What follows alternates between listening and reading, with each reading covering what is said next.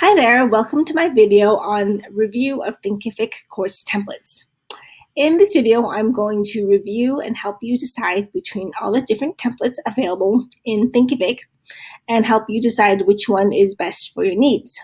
After I review the different template options, I'm going to then take one of the templates and show you how to maximize them beyond what is provided by Thinkific. So specifically, I'm going to take the concept template from the flagship course and give you some tips on how you can start from these templates and start from their suggestions and further enhance the learning experience for your students. So let's get started. Log into your Thinkific account and follow along if you would like, or feel free to just watch this video until we get to the specific course template review section. So when I'm logged in, this is my partner account, so I don't have too much going on. There's all these different options that I can choose from.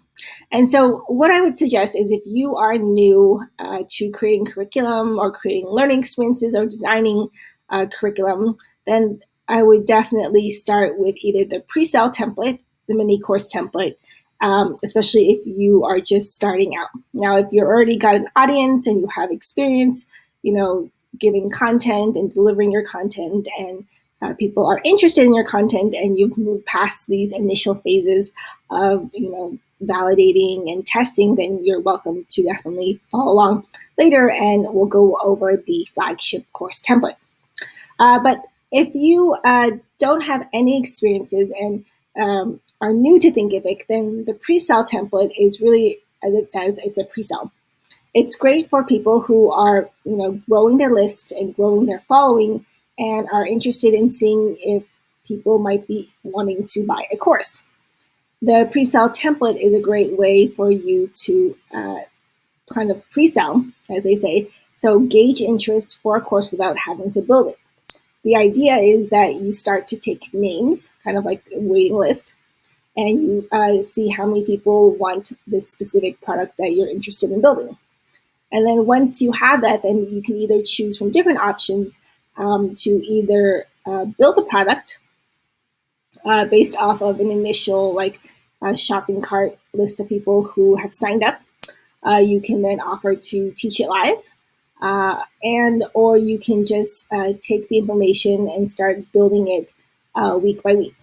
You can also choose to take this waiting list and say, well, thanks to all of you who have expressed interest, but now I'm ready to make a commitment to deliver this in the next month.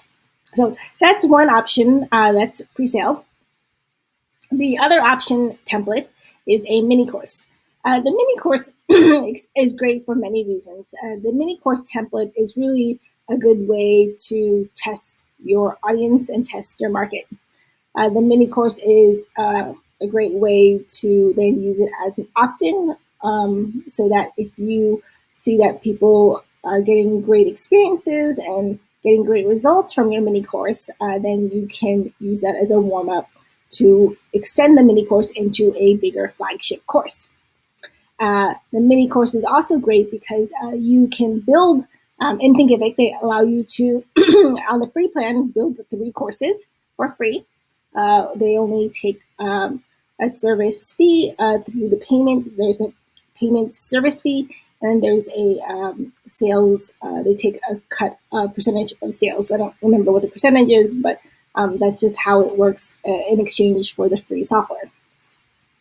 Now, the mini course is great because if you are just starting out, you can really build a mini course. And let's just take a look at this example and give this a name and say demo course Thinkific, and just show you a little bit about this template and how it differs from the others. And it's designed to be a mini course because it's small. Oftentimes we're so excited to build that we just add so much content. And so let me just go over this template briefly and then go into how you can measure that against the flagship course so that you can kind of see the differences between the two. So here you see that they've set this template up so that if you are creating this mini course demo, they have sort of set up some basics that you should consider and including. Now, these are suggestions, and you can always delete them if you don't like them, but I think these are helpful suggestions to include in any kind of mini course. So they have set up here instructions on how to use this template. So if you are new to creating curriculum, they give you this little template guide here to give you all the different options of how to use this template.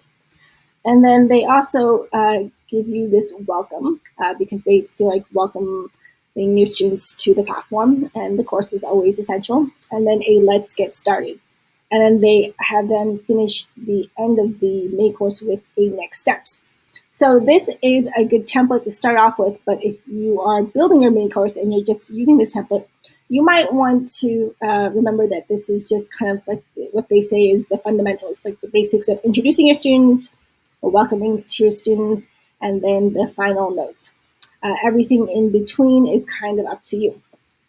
So if this were up to me, what I would do is consider adding what they call chapters. Sometimes I use the word modules, but Thinkific uses the word chapters. And I would add at least 3 chapters. So the first chapter is what I would call an introduction chapter. But the idea with this template is that you would want to include at least 3 lessons. And I can just say introduction chapter 1, just so I can differentiate between chapter 1, 2, and 3. And then I can then continue to build out the lessons for introduction chapter 2. And then so you get the idea is that I've already built 2 chapters. Now I just want to add lessons.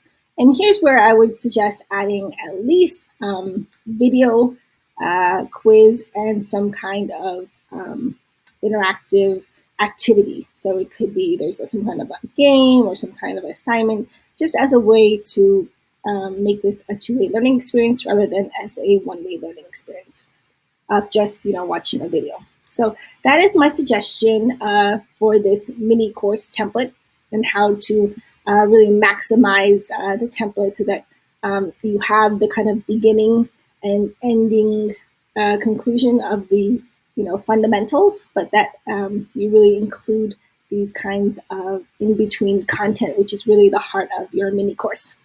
And so remember, everything else can be moved around. So I want to have the first 2 chapters before I then conclude the course. So that's sort of how these templates work, is that they give you kind of like the intro and the shell, and then the rest in between is up to you to fill out.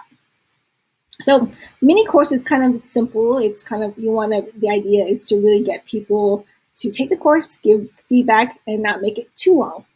And like I said, there is no, right or wrong way to do it. It's just the idea is to give some content and some value so that students experience some results from your teachings and want to continue learning from you. So now I'm going to then show you the differences with the other template. So if you are seeing this and you're like, okay, now I see what the mini course template does, let's take a look at the flagship course. So here is flagship course demo. I'll give it a name. And then as it loads, okay, here's my, give me a second. Okay, so similar here, you'll see that the idea from the mini course is similar here in the flagship template, except that they've done a little bit more for you than they have with the mini course template. And so you can definitely, if you're kind of new and you don't want to spend a lot of time trying to figure things out and you don't really know where to begin, is you can also use this flagship as a template for the mini course template. I would actually say this is a great example because if you look at the individual chapters, they have these lessons of videos, and then they have like a what we call check your knowledge, so like a little mini quiz, mini what we call knowledge checks in each chapters as a way to reinforce and to make sure students are on the right track. And so then you can definitely use this as an example for your mini course, because the idea is you really want to provide a high level and quality learning experience. And so they've provided 3 chapters.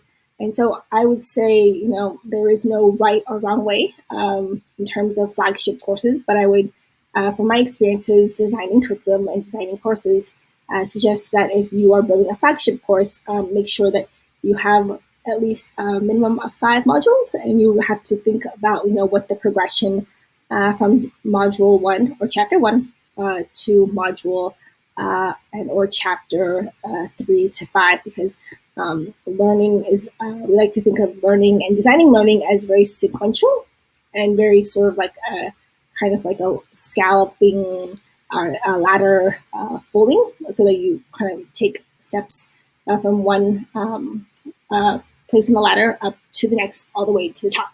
So that's the same concept, and I would definitely suggest, if you are building any kind of course, to use this as a foundation. Now, this isn't perfect. I would continue to say, like, one of the other things you may want to kind of add at the end of each lesson or at the end of the entire course is kind of a review and summary of points, and kind of further materials for students to review and or check. So I hope this video was helpful. This is just a intro demo review of the templates. The other templates I'll quickly kind of go over is the webinar replay and the membership resource library. These are great for people who are more advanced stages of their business. So like if you have hosted a webinar and you want to use that replay in your course, then you can choose this template and call it webinar replay.